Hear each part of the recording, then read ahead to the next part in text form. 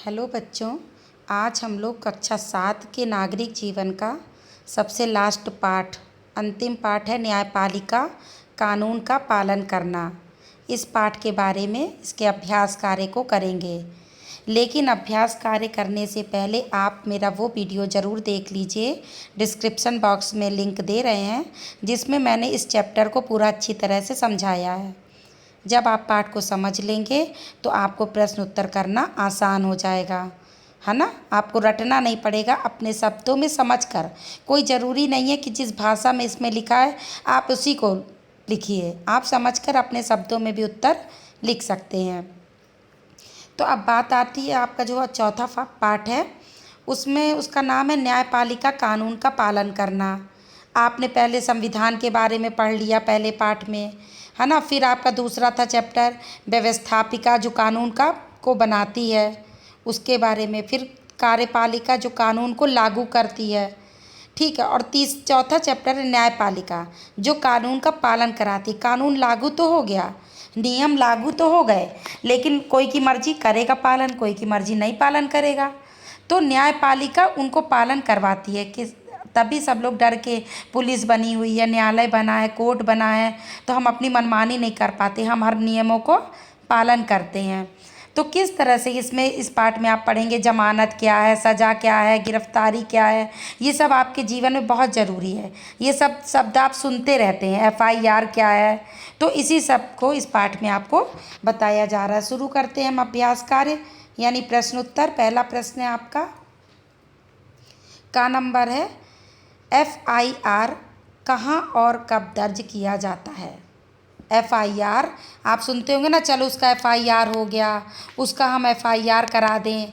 तो यही प्रश्न आपका पूछ रहा है कि FIR कहाँ और कब दर्ज किया जाता है। उत्तर है FIR का मतलब क्या है, पहले आप ये तो जान लीजिए। F का मतलब फर्स्ट, I का मतलब इंफॉर्मेशन, R का मतलब रिपोर्ट। फर्स्ट का मतलब पहली, इंफॉर्मेशन मतलब सूचना, रिपोर्ट मतलब जानकारी देना। तो जो हम पहली जानकारी देते हैं पुलिस को जा कर के, मान लीजिए आपके घर के अगल बगल कहीं चोरी हो गई या आपके घर में चोरी हो गई, तो आपका सबसे पहला काम क्या है, लोग कहते हैं FIR लिखा दो। FIR मतलब सबसे पहले जाके किसको सूचना, भाई पुलिस को थोड़ी नहीं पता चल रहा कि आपके घर में चोरी हो गई है। आप जब जा, और ना ऐसे पुलिस आकर के आपके घर में तहकीकात कर सकती है जब तक कि आप FIR नहीं लिखाने जाएंगे। जब आप पुलिस को सूचना देने जाएंगे कि हाँ मेरे घर में चोरी हो गई है या मेरा इस व्यक्ति से झगड़ा हो गया है, जो भी एक आपका केस है, तभी जब फर्स्ट इन्फॉर्मेशन रिपोर्ट आप वहाँ पर लिखवा के आएंगे, तभी पुलिस आएगी और वो उसका समाधान खोजेगी। तो FIR आपको जानना बहुत ज़रूरी है, क्योंकि कभी ना कभी ऐसे कुछ मामले आते रहते हैं। FIR का फुल फॉर्म है फर्स्ट इन्फॉर्मेशन रिपोर्ट, मतलब पहली सूचना रिपोर्ट। तो घटना होने पर थाने में दरोगा द्वारा, जो थानेदार होता है दरोगा, उसके द्वारा दर्ज की जाती है। FIR किसके द्वारा दर्ज की जाती है, थानेदार द्वारा।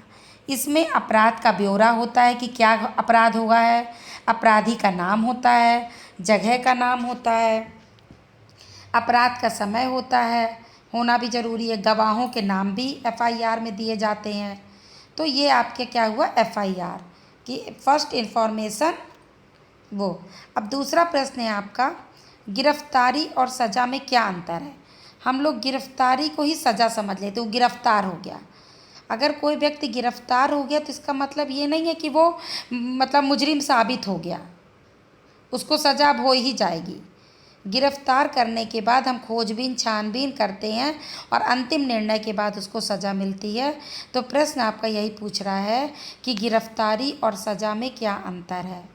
उत्तर है अपराध करने वाले व्यक्ति की गिरफ्तारी होती है, सज़ा न्यायालय द्वारा होती है। मतलब जो भी व्यक्ति अपराध करता है हम उसको गिरफ्तार कर लेते हैं, फिर उसकी खोजबीन करते हैं, अगर वो सही पाया जाता है तब उसको सज़ा दे, न्यायालय के द्वारा सज़ा मिलती है। तो गिरफ्तारी और सज़ा में ये अंतर है। अगला प्रश्न है आपका जमानत किस प्रकार दी जाती है।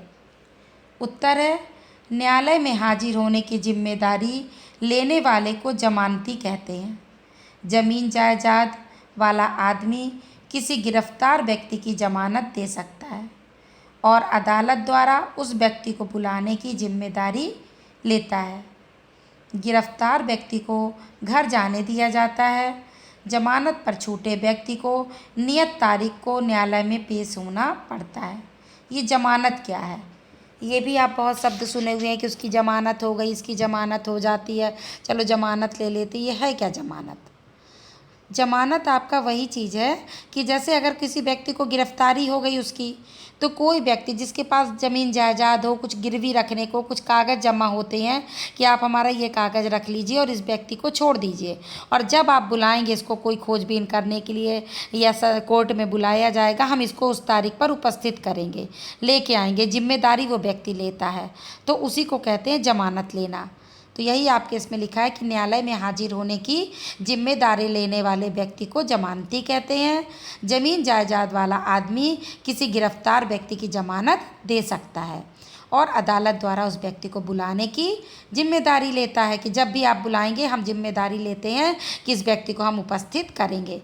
नहीं तो फिर मान लीजिए छोड़ दिया एक बार, फिर वो नहीं आया तो इस तरह से उसकी ज़मीन जायदाद के कागज़ रहते हैं तो वो आएगा ही आएगा। गिरफ्तार व्यक्ति को घर जाने दिया जाता है। जमानत पर छूटे व्यक्ति को नियत तारीख को न्यायालय में पेश होना पड़ता है।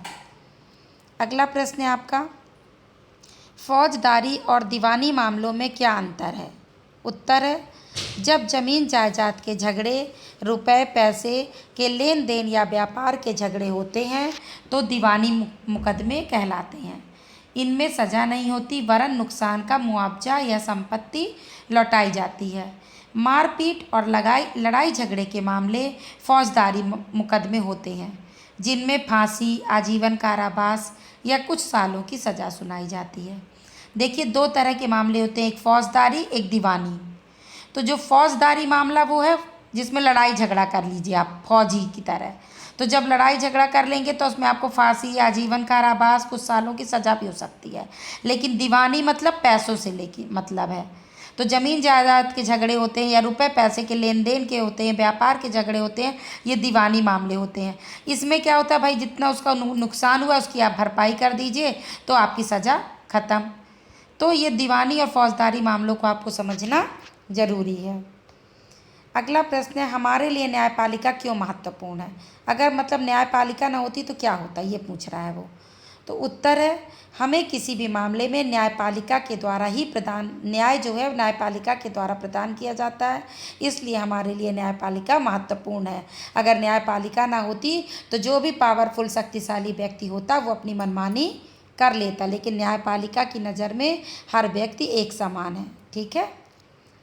अगला प्रश्न है आपका, न्यायपालिका की संरचना का वर्णन कीजिए। उत्तर है, भारत में न्यायपालिका का बड़ा महत्व है। यह कार्यपालिका तथा व्यवस्थापिका से बिल्कुल अलग है तथा स्वतंत्र रूप से कार्य करती है। भारत में नीचे से लेकर ऊपर तक सभी न्यायालय एक ही व्यवस्था में संगठित हैं। जिला न्यायालय, उसके ऊपर राज्यों के उच्च न्यायालय तथा सबसे ऊपर भारत का सर्वोच्च न्यायालय होता है। तो जो न्यायपालिका है, जैसे कार्यपालिका, व्यवस्थापिका, न्यायपालिका, लेकिन न्यायपालिका स्वतंत्र है अपना काम करने पर। वो कार्यपालिका, व्यवस्थापिका सब पे नियंत्रण करती है, भारत के संविधान का जो भी पालन नहीं करता उन सब पे नियंत्रण करती है। ठीक है। और जो ये आपके न्यायालय होते हैं, जिला न्यायालय, उसके ऊपर राज्य न्यायालय, उच्च न्यायालय जिसको हम लोग कहते हैं, और सबसे ऊपर सर्वोच्च न्यायालय होता है। अगला प्रश्न है, लोक अदालत में किस प्रकार के मुकदमे सुलझाए जाते हैं? उत्तर है, लोक अदालतों में वाहन दुर्घटना, पेंशन संबंधी मुकदमे, भूमि अधिग्रहण संबंधी मुकदमे, विवाह, पारिवारिक मुकदमे तथा उपभोक्ता आदि से संबंधित मुकदमे सुलझाए जाते हैं। ये सब अगर मुकदमे हैं इस चीज़ों से संबंधित तो वो लोक अदालत में सुलझाए जाते हैं। अगला प्रश्न है आपका, जनहित याचिका से आप क्या समझते हैं? उत्तर है, न्याय पाने की प्रक्रिया में काफ़ी पैसा और कागजी कार्रवाई की ज़रूरत पड़ती है तथा समय भी बहुत लगता है, जिसके कारण बहुत लोग न्याय के लिए आवाज़ नहीं उठा पाते हैं। इसी बातें को ध्यान में रखते हुए सन 1980 के दशक में सर्वोच्च न्यायालय ने जनहित याचिका PIL की व्यवस्था लागू की। इसके अंतर्गत यदि किसी व्यक्तियों के समूह के अधिकारों का हनन होता है तो कोई अन्य व्यक्ति या संस्था उसके हित के लिए उच्च न्यायालय या सीधे सर्वोच्च न्यायालय में मुकदमा दर्ज करा सकता है। इस प्रकार की याचिका को पोस्ट कार्ड पर साधारण आवेदन पर लिखकर भी की जा सकती है। इसके अंतर्गत कमज़ोर वर्ग के लिए लोगों, बंधुआ मजदूरों, स्त्रियों तथा बच्चों की शिकायतों को समुचित महत्व दिया जाता है कि हर गरीब तो नहीं न्यायालय पे जा सकता, तो हम किसी भी संस्था के प्रति तो कोई भी व्यक्ति इस पर एक कार्ड लिख करके जनहित याचिका दायर कर सकता है, वो कर सकता है रिपोर्ट। अगला है आपका, परिवार न्यायालय की स्थापना क्यों की गई? उत्तर है, देश में बढ़ते विवाह या दहेज संबंधी मामले तथा नाबालिग बच्चों से संबंधित मामलों को सुलझाने के लिए परिवार न्यायालय की स्थापना की गई कि ये जो पारिवारिक मामले हैं ये यहीं पर सुलझ जाएं परिवार न्यायालय में। अगला प्रश्न है आपका, उपभोक्ता अदालत किसे कहते हैं? उत्तर है, जिस अदालत में उपभोक्ताओं से संबंधित मामले सुलझाए जाते हैं उसे उपभोक्ता अदालत कहते हैं। जैसे जब कोई व्यक्ति सामान बेचते समय ग्राहक को ऐसी वस्तु बेचता है जिसकी गुणवत्ता में किसी प्रकार की कमी हो या उसे वस्तु के दाम में हेरफेर किया गया हो तो उसे उपभोक्ता के अधिकार का हनन मानते हैं। ऐसी परिस्थिति में उपभोक्ताओं के संरक्षण के लिए उपभोक्ता संरक्षण अधिनियम 1980 में गठन किया गया है। मतलब अगर कोई ग्राहक को रद्दी चीज़ बेच रहा है या उसके संग ज़्यादा पैसा ले रहा है तो हम उपभोक्ता संरक्षण जो उपभोक्ता अदालत है उसमें जाकर के उसके खिलाफ मुकदमा कर सकते हैं। और उपभोक्ता अदालत में ग्राहक की शिकायत सही होने पर ग्राहक उपभोक्ता अपने साथ हुई परेशानी के लिए दुकानदार या कंपनी पर मुआवजे का दावा भी कर सकता है कि मेरा इतना नुकसान हुआ, मुझे अब कंपनी इसकी भरपाई करे। ऐसी स्थिति में अदालत द्वारा लगाए गए जुर्माने को भुगतान कर दुकानदार को मतलब भुगतान उसका करना पड़ता है उस कंपनी को।